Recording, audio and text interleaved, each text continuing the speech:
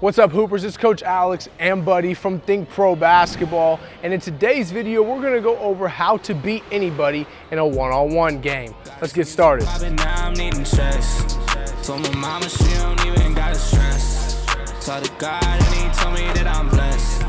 Yeah, they hating cause they know that I am next. Got this music poppin', now I'm needing checks. Told my mama she don't even gotta stress.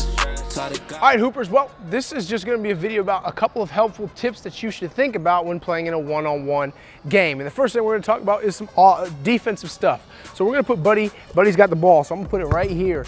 Now, defensively, things you should be thinking about playing a one-on-one game. What are the weaknesses and strengths of the offensive player? Are they a good three-point shooter? Are they better putting the ball on the floor? Can they attack? Are they good at putting the ball on the floor? Those sort of things. Are they a bad shooter? Right? So when you're playing one-on-one, you got to think about that. Think about what your opponent is good at and think about what they're bad at. All right? So if Buddy's a great three-point shooter, but I know he's not very good with his ball handling skills, what should I do? Should I sit back and let him shoot threes, which he's great at? Or should I pressure up into him and force him to put the ball on the floor, which he's not very comfortable with? I probably want to be up in this area here where I'm forcing him to put the ball on the ground, where he has to make a play using his dribble where he's not very comfortable with, because I don't want to allow him to shoot a three. So I want to be up in this position here, guarding him, forcing him to drive the ball whichever direction, but making him beat me that way. Okay, because if I'm back here and I'm just letting him take some free shots all day, I'm gonna be in trouble. I gotta be up in this area here, putting the pressure on him, making him dribble the basketball, and forcing him to make a mistake. All right, so you wanna think about the strengths and the weaknesses of the offensive player. If you can do that, that's gonna help you create an advantage for yourself, and you'll be able to play off of that when you're playing in a one-on-one situation. Now, if I know he's not a great shooter and he's good at putting the ball on the floor, I can be back in this position here, waiting for him to drive the basketball closer in, trying to get to the basket, and I've given myself enough space where I can react and cut him off either the direction. Okay, so you have to think about these things. A lot of young players don't. Even though you may just be playing with your best friend and you're maybe having fun, try to make it competitive. Try to see who can win more games in one-on-one, right? A lot of the times when I played in college, we used to play a game called Around the World where you had to score at every spot, but we were challenging each other, trying to make each other better with the moves that we make, forcing them to work on things that they're not very comfortable with. Right? So that's what you want to do. Anytime you're playing in a one-on-one game with your friend and you're just having fun, try to make it competitive, make them work, and have them make you work as well. But the first tip when you're on defense is think about the strengths and weaknesses of the offensive player and put them in the most uncomfortable situation to give you the advantage. Yeah, they hating cause they know that I am next. No, I'm next. All right, now we're gonna flip the script. So we just talked about some things to think about when you're on defense. Now how about some things to think about on offense, right? So this defender that's playing you in a one-on-one game, they're probably thinking the same things we just went over. What's the strengths and weaknesses of your game? Are you a great shooter? I'm gonna be up and guarding you. Are you a bad shooter?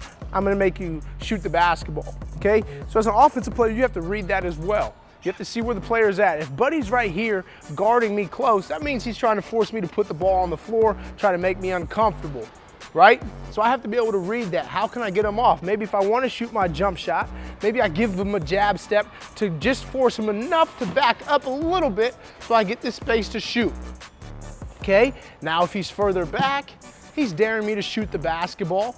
So maybe I want to drive in a little bit, right, to get in a more little comfortable area for me, push him back a little more, and now I'm in the mid-range where I'm a little more effective, or I'm very effective in that place, right?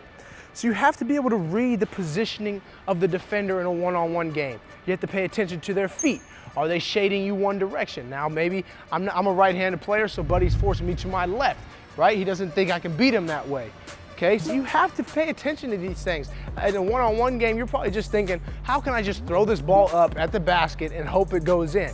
But this is a great opportunity and time for you to work on things in your game. If you're not a great shooter, how can you get to the spots on the floor where you are a comfortable shooter?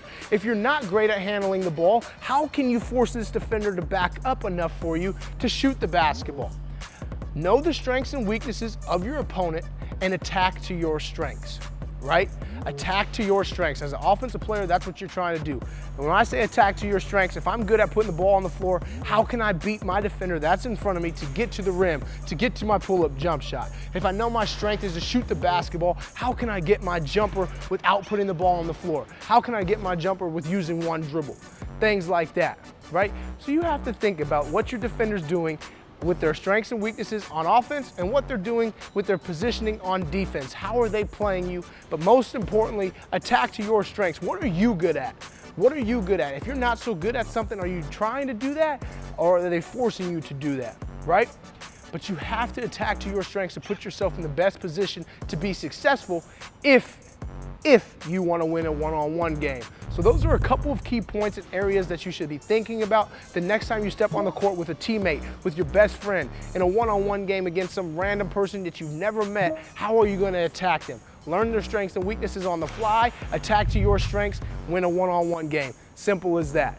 That's it for today's video. I'm next. That's why they upset. I've been in the lag, got me feeling like I'm Dex. Yeah. All right, Hoopers, like I said, that's it for today's video. Just a couple quick key points to help you with one-on-one basketball. If you liked it, click the like button. If you didn't, I'm sorry, click the like button anyways. And also leave a comment and tell me why you didn't like it, but most importantly, tell me why you liked it and why it helped you and anything else you want to see down the road in the future. Most importantly, the thing that you should be doing is clicking that subscribe button wherever it may be and join THINCPRO Basketball, because we have a bunch of stuff that's going to help you improve your game. Whether you want to become a better ball handler, scorer, passer, overall player, a better teammate, leader, whatever you want, I guarantee you we have it at THINCPRO Basketball. So click that subscribe button, head over and check it all out. And until I see you again next time, get out there, play some one-on-one with your best friend, a teammate, some random guy at 24-hour fitness, I don't care, but work on the things that we talked about today if you're trying to win a one-on-one game. If you're not, you ain't got to do it, but I suggest you should.